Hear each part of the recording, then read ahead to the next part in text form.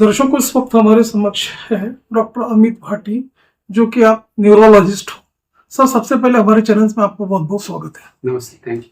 Sir, हम आपसे ये जानना चाहेंगे कि जैसे कि हम सभी जानते हैं कि वर्ल्ड पार्किंसन डेज आज सेलिब्रेट किया जाता है, तो आप ये बताइए कि जो ब्रेन का जो डिसऑर्डर जो है, डोपामाइन जो होता है, ये किस वजह से होता है, और ये जो वर्ल्ड पार्किंसन डे जो सेलिब्रेट किया जाता है उसका क्या थीम है, उस बारे में बताइए। पार्किंसंस ये जो बीमारी है, बेसिकली ये बीमारी होती है हमारे ब्रेन में कुछ कोशिकाएं होती है जो डोपामिन नाम का न्यूरोट्रांसमीटर बनाती है। इसका एग्जैक्ट रीजन तो अभी भी हमको नहीं पता कि कुछ पेशेंट्स में क्यों ये कोशिकाएं कम होने लगती है, जिसकी वजह से ब्रेन में डोपामिन की कमी होकर इसके लक्षण होते हैं। बट बेसिकली क्या है कि पार्किंसन से बीमारी के जो लक्षण है, इसके बारे में जागरूकता फैलनी चाहिए। इसके बारे में लोगों को ज्यादा से ज्यादा पता हो, ताकि वो समय रहते इसका सही ट्रीटमेंट ले पाए, ताकि इससे जो होने वाले लॉन्ग टर्म प्रॉब्लम्स है इससे वो बच सके। इस उद्देश्य से ये वर्ल्ड पार्किंसंस डे आज मनाया जाता है। पार्किंसंस के मेन जो लक्षण है, अगर आप देखेंगे तो उसमें सबसे पहले होता है कंपन, है ना। इसे कंपवात कहते हैं हमारी आम भाषा में, अगर हम सोचे तो इसे कंपवात कहा जाता है।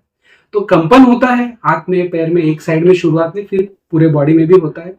बॉडी स्लो हो जाती है, पेशेंट का जो चलना फिरना, जो भी रिफ्लेक्सेस है, जो भी काम करने का, खाना पीना, कपड़े पहनना, इस सब में वो स्लो होने लगते हैं। और फिर इनका बैलेंस जाने लगता है।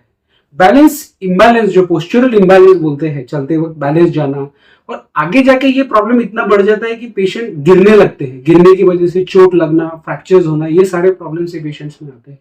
अगर इसका सही से ट्रीटमेंट सही टाइम पे ले तो इन सब प्रॉब्लम से हम बच सकते हैं। तो इस वजह से इसका अवेयरनेस हो, ताकि पेशेंट्स को अगर कंपन हो रहा है, अगर वो स्लो हो रहे हैं, उनका बैलेंस जा रहा है, तो ये पार्किंसंस के लक्षण हो सकते हैं। और ऐसे पेशेंट्स को न्यूरोलॉजिस्ट से जल्द संपर्क करना चाहिए और प्रॉपर ट्रीटमेंट लेना चाहिए, ताकि जो ब्रेन में डोपामिन की कमी हो रही है उसको हम दवाई के द्वारा ठीक कर सके। नहीं, जैसे कि हम सभी जानते हैं कि आमतौर पे 60-70 के बाद ये सब सिम्टम्स आते हैं पार्किंसंस के। अभी ये भी देखा जा रहा है कि आफ्टर कोरोना के बाद यंग एज में भी पार्किंसंस के कुछ सिम्टम्स नजर आ रहे हैं, तो क्या उसका मेन रीजन है? कोरोना से तो इसका बेसिक रिलेशन नहीं है। कुछ पार्किंसंस के ऐसे टाइप होते हैं जो यंग एज में शुरू होते हैं, जिसे हम यंग ऑनसेट पार्किंसंस बोलते हैं, YOPD बोलते हैं।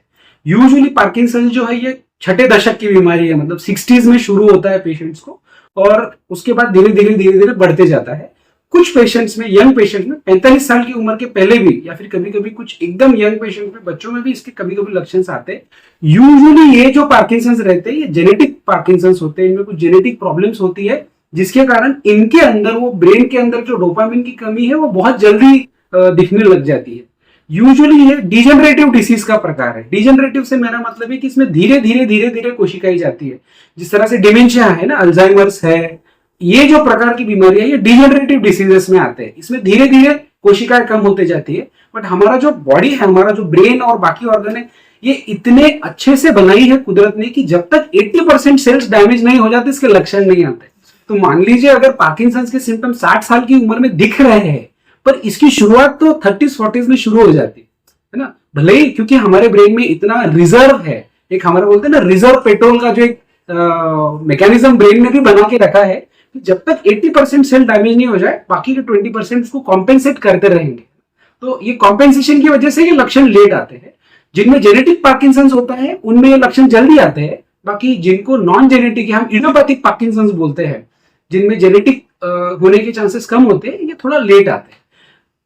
सर, इसमें एनवायरमेंटल इफेक्ट्स जो है, हैवी मेटल्स जो बोलते हैं, पॉल्यूशन है, प्लास्टिक पॉल्यूशन है, इसका भी काफी इफेक्ट होता है। इस पे बहुत ज्यादा रिसर्च चल रहा है। This is a very active focus of research कि हेवी मेटल्स है ना, जो हमारे बेसल गैंग्लिया का जो पार्ट होता है, जहाँ पे डोपामिन बनता है, वहां पे जब डिपॉजिट हो जाते हैं तो उसकी वजह से भी प्रॉब्लम आ सकते हैं।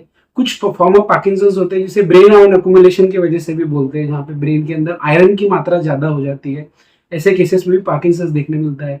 सेकेंडरी पार्किंसंस भी होता है कि जो पेशेंट्स को लिवर या किडनी डिस्फंक्शन है, उसके अंदर उनके शरीर से टॉक्सिन्स बाहर ना निकल पाने की वजह से ये टॉक्सिन्स भी जब ब्रेन में डिपॉजिट हो जाते हैं, तो उनके अंदर भी पार्किंसंस के, सेकेंडरी पार्किंसंस के हमको साइंस एंड सिम्टम्स देखने को मिलते हैं।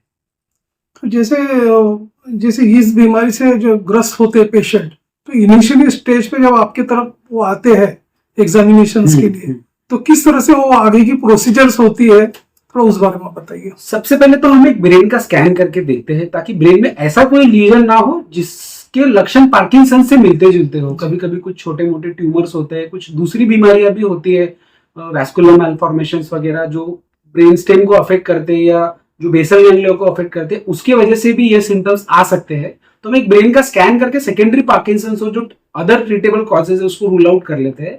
और वंस क्लिनिकल एग्जामिनेशन के बाद हमको एक बार कंफर्म हो जाता है कि हाँ ये पार्किंसंस के लक्षण, तो हम उसका ट्रीटमेंट शुरू करते हैं। तो इसके ट्रीटमेंट में भी कई स्टेजेस होते हैं। शुरुआत में हम कुछ मेडिकेशंस देते हैं जिसका थोड़ा सा डिसीज मॉडिफाइंग इफेक्ट होता है। डिसीज मॉडिफाइंग से मेरा मतलब है कि उस डिसीज की बढ़ने की स्पीड को थोड़ा रोक पाए, इस तरह का। हालांकि अभी तक साइंस में इसको डिसीज मॉडिफाइंग थेरेपी अभी तक पार्किंसंस के लिए नहीं बनी है, इस पे रिसर्च चल रहा है। बट देन धीरे धीरे जैसे सिम्टम्स बढ़ते हैं हम मेडिसिन ऐड करते हैं, सिंडोपा, लिवोडोपा, कार्बिडोपा, जो कॉम्बिनेशन जो इसका क्रक्स है इसकी थेरेपी का, वो हम इनिशिएट करते हैं।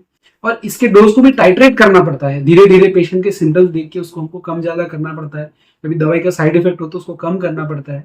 सो इस तरह से इसका ट्रीटमेंट हमको ग्रेजुअली प्रोग्रेस करना पड़ता है।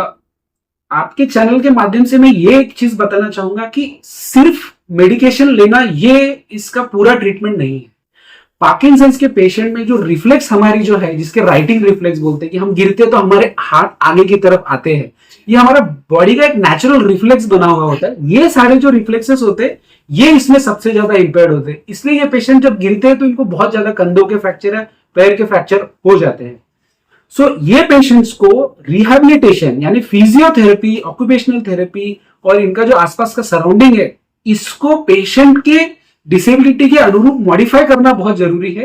तो ये अगर हम दवाई के साथ साथ बहुत अच्छे फिजियो और रिहैब पे काम करेंगे, पेशेंट की गेट, पोस्चर और कोऑर्डिनेशन पे काम करेंगे, तो इनका जो लाइफ, जो बोलते हैं ना एक नॉर्मल लाइफ या फिर एक डिसेबिलिटी फ्री लाइफ, बहुत लंबा हो जाता है। नहीं, जैसे कि आपने बताया कि ये जेनेटिक है, लेकिन रोजमर्रा की जो जिंदगी में जो पार्किंसंस में जो पेशेंट होते हैं उनमें किस तरह की सावधानियां रखना चाहिए? सबसे इंपॉर्टेंट है इनको अपने गेट पे ध्यान देना चाहिए। जब भी इनको लग रहा है कि इनका पोस्चर इनस्टेबल हो रहा है तो they should work on their physiotherapy, उनके गेट पे थोड़ा काम करना है। दूसरा है कि असिस्टेड टेक्निक्स यूज करना है। अगर किसी को चलने में प्रॉब्लम हो रही है, बार बार गिर रहे हैं, तो they should actively use a walker while चलने के टाइम पे, है ना, ताकि वो गिरे ना। दूसरा एक चीज होता है कि हमारे ब्रेन में दूसरे भी सर्किट्स होते हैं, है ना, जो हमारा नॉर्मल जो डोपामिन डिपेंडेंट सर्किट होता है उसके अलावा भी दूसरे सर्किट्स होते हैं जो दूसरे पाथवेज को यूज करते हैं हमारे ब्रेन के। तो वो पाथवेज एक्टिवेट करने के लिए कुछ स्पेशल एक्सरसाइजेस होती है। जैसे बहुत सारे पार्किंसंस के पेशेंट्स को मैं स्पेशली सलाह देता हूं कि साइकिलिंग करना है। जो साइकिलिंग का जो पैडलिंग मूवमेंट है ये कुछ अलग सर्किट यूज करता है जो डोपामिन पे उतनी निर्भर नहीं करते। तो जो पेशेंट्स पार्किंसंस की जो साइकिलिंग करते हैं उनमें मैंने देखा है, या सिर्फ मेरी नहीं, ये it is proven thing that there get, उनका चलना फिरना और मोबिलिटी जो है वो लॉन्ग टर्म तक इंडिपेंडेंट रहती है। वो बेड रिडन स्टेट या एक व्हीलचेयर बाउंड स्टेट पे बहुत लेट एकदम टर्मिनल स्टेज में आते हैं।